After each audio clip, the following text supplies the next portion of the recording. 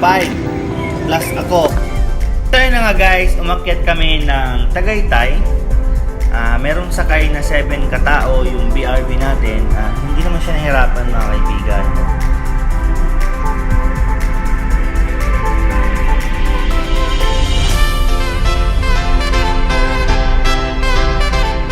At nandito na kami mga kaibigan sa may Cavite. Exit na kami ng Baclaran. Nakadaan nga pala kami mga kaibigan sa may Calax, yung bagong daan ng Cavite, which is kakabukas lang mga kaibigan. Ito yung clip namin mga kaibigan. Let's go! So pagkadadaan kayo guys ng Calax, mag-exit kayo ng Mamplasan and 170 plus lang yung kanyang toll gate. Paglabas nyo, Calax na. So meron speed limit guys si Calax, no, as of now. Pero wala pa siyang bayad mga kaibigan. Free pa yung pagdaan doon kasi marami pa silang ginagawa. So itong video na to guys, dinadub ko na lang to kasi pangit yung audio. So I hope na tapusin nyo pa rin, pero okay lang kahit hindi. Uncut to mga kaibigan.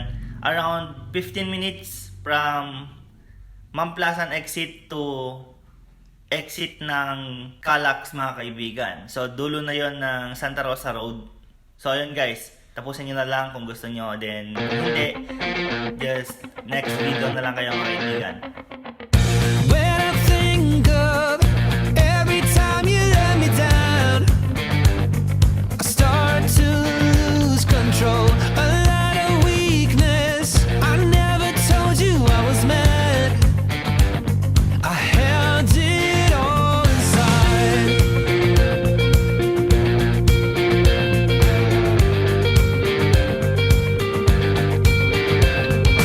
It don't even matter now.